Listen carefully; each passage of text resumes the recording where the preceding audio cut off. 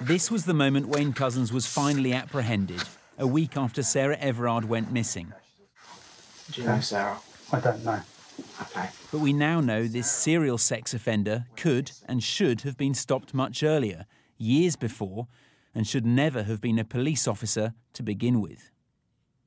Sarah Everard was snatched from the streets of South London in March 2021 after Couzens staged a fake arrest. The 33-year-old was then raped and murdered.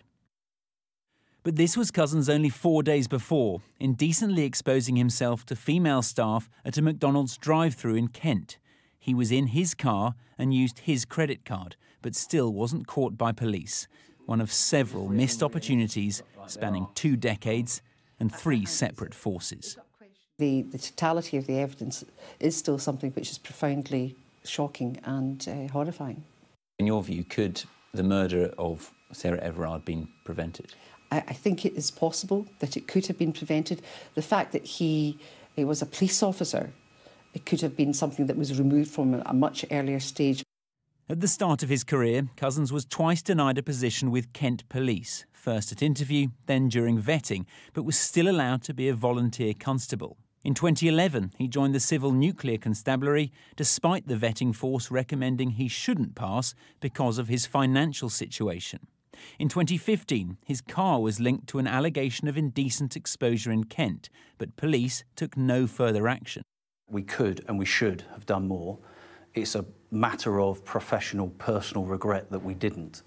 And I apologise to the victim at the time. And I have also had the opportunity to meet with Sarah's mother and offer my apology and an explanation of the actions that we took and those that we did not take.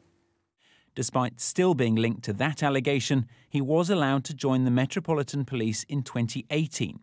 Another indecent exposure followed in 2020 that was again not properly investigated, this time by Kent Police.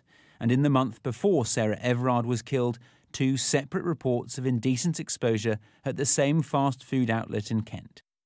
There's even evidence he allegedly committed a sexual assault against a child before his career began, a preference for extreme pornography and a history of debt, among the other red flags that were ignored. Met Police Commissioner Sir Mark Crowley has described this report as an urgent call for action. But it's clear that Scotland Yard and the other forces involved still have a long, long way to go to regain the public's trust. And it's not just them that'll have to change, but police procedures nationwide. The inquiry chair has made 16 recommendations in what is her first report of 3. They include a radical overhaul of police vetting and recruitment and changes to how police respond to indecent exposure.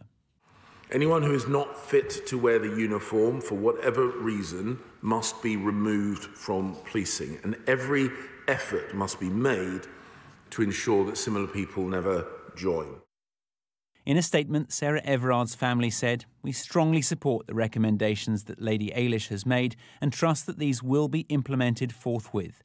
We believe that Sarah died because Couzens was a police officer. She would never have got into a stranger's car." And that is the bottom line. He was given a position of trust that he so appallingly abused, and there were numerous chances for police to prevent it. Ivor Bennett, Sky News.